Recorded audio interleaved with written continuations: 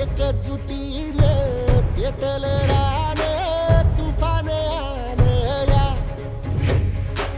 काळा पाणीदार आमदार टेंभू योजनेचे जनक, कर्तृत्ववान नेतृत्व, शेतकऱ्यांचे नेते, खानापूर आटपाडी मतदारसंघाचे विद्यमान आमदार माननीय श्री अनिल भाऊ बाबर यांना वाढदिवसाच्या लाख लाख शुभेच्छा.